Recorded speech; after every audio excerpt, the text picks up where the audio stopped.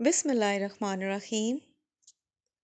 عزیز طلباء و طالبات، السلام علیکم۔ Welcome to my YouTube channel Jhelum Urdu lessons for students. National Book Foundation Urdu برائے جماعت نہم، سبق نمبر 3 غالب کا اچھوتا پن۔ اس سے پہلی ویڈیو میں آپ سوالات کے جوابات دیکھ چکے ہیں۔ آج ہم الفاظ کے جملے دیکھیں گے اور پھر جو سبق میں کچھ جملے استعمال ہوئے ہیں ان کی وضاحت کریں گے۔ سوال ہے، درج ذیل الفاظ و ترکیب کو جملوں میں استعمال کریں۔ پہلا لفظ ہے اسلوب، جس کا مطلب ہے طریقہ۔ جملہ ہوگا، مرزا غالب کا اسلوب بیاں بہت عمدہ تھا۔ دوسرا لفظ ہے فیکٹ، یہ انگریزی زبان کا لفظ ہے جس کے معنی ہے حقیقت۔ اس کا جملہ ہے، یہ ایک فیکٹ ہے کہ سورج مشرق سے طلوع ہوتا ہے۔ تیسرا لفظ ہے در پردہ، یعنی چھپا ہوا، پوشیدہ، غائبانہ۔ اس کا جملہ کچھ یوں ہے کہ کچھ لوگ در پردہ پاکستان کے خلاف سازشیں کرتے ہیں۔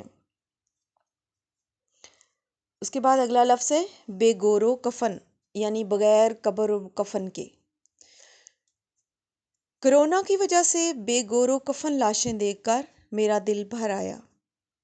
اس کے بعد اگلا لفظ ہے مذائقہ، یعنی کوئی حرج نہیں، کوئی دشواری نہیں۔ حلال روزی کمانے کے لیے محنت کرنے میں کوئی مذائقہ نہیں۔ اس کے بعد اگلا لفظ ہے شاذ و نادر، یعنی کبھی کبھار۔ اس کا جملہ کچھ یوں ہوگا کہ آج کل پاکستانی ہاکی ٹیم شاذ و نادر ہی کامیابیاں حاصل کرتی ہے۔ اس کے بعد آتے ہیں جی اگلے سوال کی طرف۔ سوال ہے کہ سبق کی روشنی میں درج ذیل جملوں کی وضاحت کریں۔ یہ جملے جو ہیں، یہ غالب کا اچھوتا پن جو سبق ہے یہ اس میں استعمال ہوئے ہیں، تو اس میں یہ سوال بنایا گیا کہ اس سبق کی روشنی میں جو درج ذیل یہ جملے ہیں ان کی وضاحت کریں۔ پہلا جملہ ہے، مضمون ایسے بلیغ اسلوب میں ادا کیا جائے کہ تمام اگلی بندشوں سے سبقت لے جائے۔ اس کی وضاحت کچھ یوں ہوگی کہ مرزا غالب کے ہم عصر شعراء کی یہ کوشش رہی ہے کہ ایسے مضامین جن پر پہلے کئی بار لکھا جا چکا ہے، ان مضامین کو فصیح اور اعلیٰ درجے کی زبان میں ادا کریں کہ ان کا کلام پہلے سے موجود مضامین کے طرز بیان پر سبقت لے جائے۔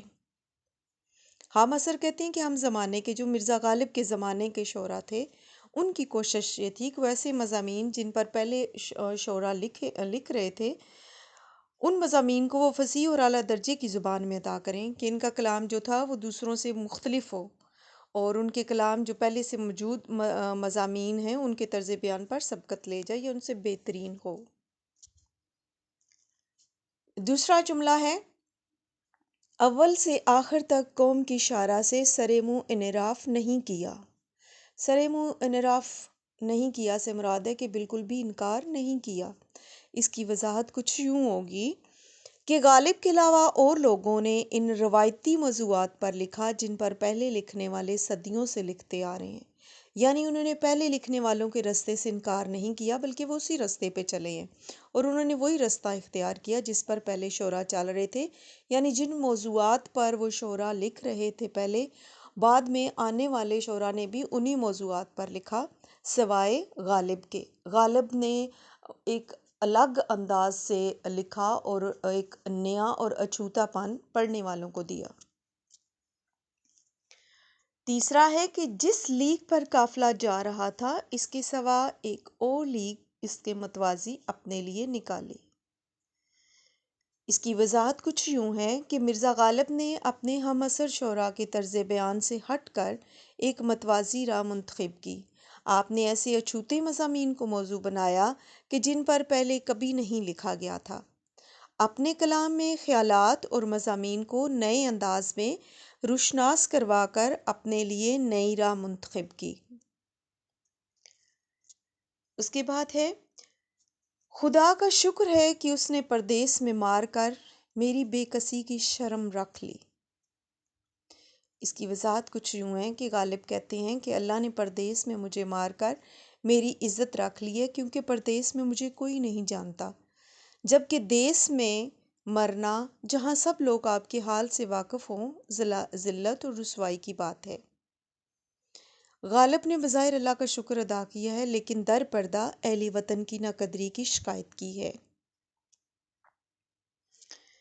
اس کے بعد ہے کہ اس مضمون کو چاہو حقیقت کی طرف لے جاؤ اور چاہو مجاز پر معمول کرو۔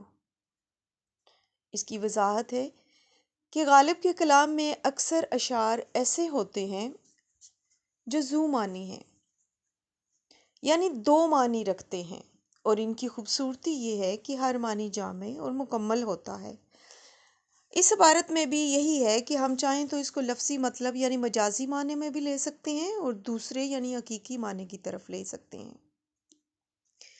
یہ تو تھے آج کے ہمارے الفاظ، جملے، اور پھر جو کتاب میں دیے گئے جملے تھے ان کی وضاحت۔ میری ویڈیو کو لائک اور سبسکرائب کیجئے اور بیل آئیکن کو ضرور پریس کریں۔ جب آپ بیل آئیکن کو پریس کریں گے تو اس کا فائدہ یہ ہوگا کہ میں جب بھی ویڈیو اپلوڈ کروں گی تو آپ کو فوراً مل جائے گی۔ ویڈیو کا اختتام اس دعا پر کرتی ہوں کہ بے شک میرا رب دعاؤں کا سننے والا ہے۔ یا اللہ، زندگی کے بارے میں تیرے فیصلے ہماری خواہشات سے کہیں بہتر ہیں۔ اللہ، ہمیں وہ عطا فرما جو ہمارے لیے بہتر ہے، اور ہمیں ہر آزمائش سے محفوظ فرما۔ آمین یا رب العالمین۔ اللہ حافظ۔